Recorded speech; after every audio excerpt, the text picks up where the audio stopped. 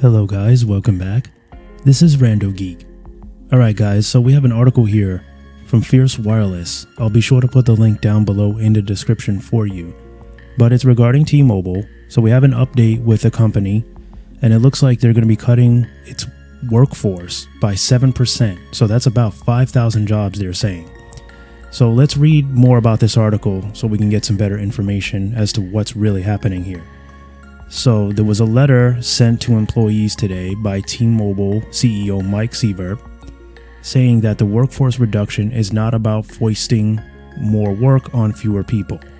So T-Mobile announced to its employees today that it is planning to reduce its workforce by about 7%, which they're saying equates to about 5,000 jobs. So there was a letter that was sent out. Mike Sievert said that the cuts will impact employees in locations across the country, primarily in corporate and back office. He's saying also some technology roles will be affected. This round of cuts will not affect retail and consumer care employees, he says. So he says in a statement that after this process is complete, he does not envision any additional widespread company reductions again in the foreseeable future. So impacted roles are primarily duplicative to other roles, or may be aligned to systems or processes that are changing, or may not fit with our current company priorities. He added that T-Mobile is going to build bigger, broader people manager roles with deeper spans and fewer layers. He says at the same time, we'll also be decreasing our reliance and spend on external workers and resources. So today, Sievert said, what it takes to attract and retain customers is materially more expensive than it was just a few quarters ago. We've been outrunning this trend by accelerating merger synergies and building our own high-speed internet business faster than expected, and outperforming in a few other areas. However, it is clear that doing everything we are doing and just doing it faster is not enough to deliver on the changing customer expectations going forward. So Recon Analytics, which is analyst Roger Ettner, has said it's an admission that when you run a high-octane offense like T-Mobile does, this costs money. He said T-Mobile mocks its competitors for buying new subscribers with subsidized phones, but recently it's been doing the same thing. It just launched a new offering that allows people to get a subsidized phone every year. Acquiring as many customers as they do, that costs a lot of money, said Ettner. While lay off employees when the company seems to be doing so well. Sievert wrote, in a company as successful as ours, the time to challenge the status quo and write the next chapter is while we are still successful, he says. That's how we sustain it. We need to move at the speed of technology, using data, AI, and other tools to deliver simplified digital experiences specifically curated for every customer. Ettner said whenever he sees companies touting 5G standalone core, more automation, artificial intelligence, and cloud-native technologies, he says, I also see job cuts. You need fewer people to deliver more data for lower costs. The two major cost centers are power and people. When T-Mobile's then CEO John Legere was lobbying hard for the purchase of Sprint a few years ago, he promised that the combined company would create jobs. Ettner noted that before today, T-Mobile's combined workforce with the Sprint employees was already down 9,000. The merger did not add jobs, he said. It's the typical synergy situation where the company had redundancies across business units, including finance, marketing, etc.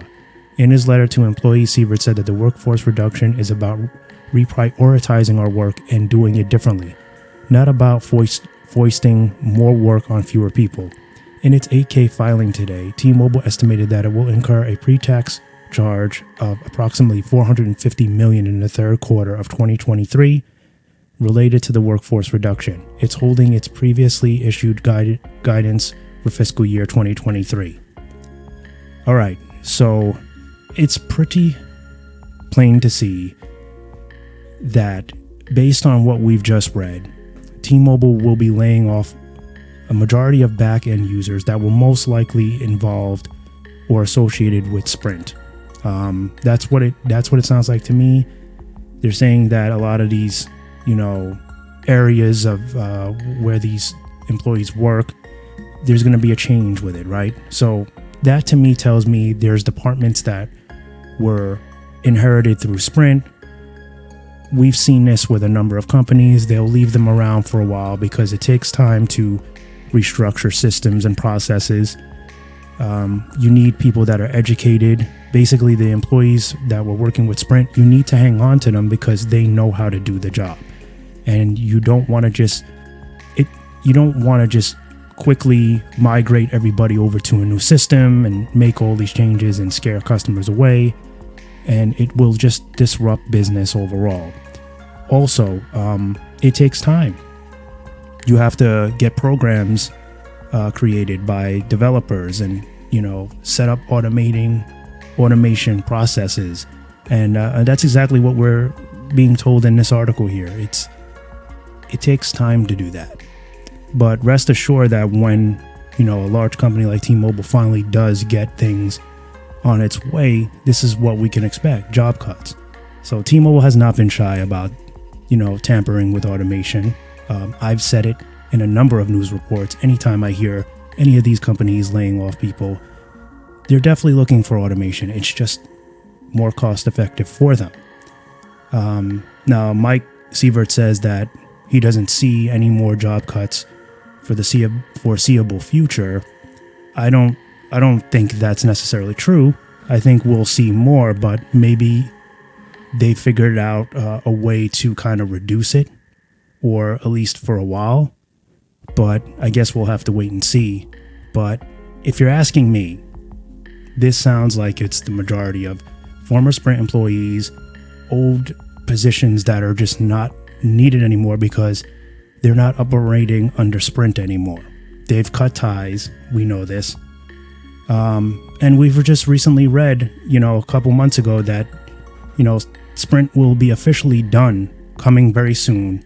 And it's just in time when these employees are pretty much being let go. So to me, it's all connected. If you read between the lines, it's pretty plain to see.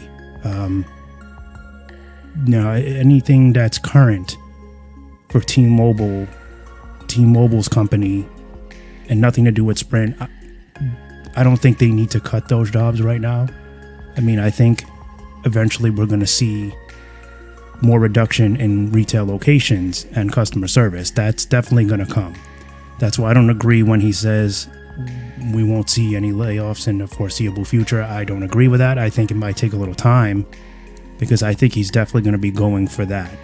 We've already seen a lot of retail locations close down. And yes, they're offering relocating options, but everybody knows that most employees are not going to be able to just uproot their life and go somewhere else, especially if it's another state and if you have children or you're married or you just have family that you are close to. You don't want to just uproot your life. It's difficult to do for many, and especially for some of these jobs that are just not even really worth it.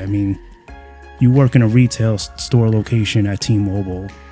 You're not going to uproot your life just to go to another store. That's not the kind of job you uproot your life for. Maybe if you have a high corporate position within T-Mobile, maybe you'd at least think about it. So, yeah, that's my 2 cents on this. I think it definitely is Sprint related. Even the article does suggest that it's more than likely where they're coming from with this. But feel free to let me know down below what you guys think about this. It's pretty much the new normal. I think, Verizon will do it. They've already done it. at&t has surely done it. It's just about these companies making profits at the end of the day. They want to be able to offer good wireless service without it costing them a lot of money. Their end goal is to make as much profit as possible. And that's really it. Automation is the easiest way for them to do that. If they can get their customers used to not dealing with physical people, they could save a lot of money, But it's not always the best way because there are certain things that automation cannot handle. So it's like it's give and take, right? For the company. So it may work as to where they have to start rehiring in the near future for certain things that their automation process cannot handle. So time will tell, right? All right, guys, we're going to end it here. As always, I want to thank you for stopping by and watching, and we'll catch you in the next one. Bye for now.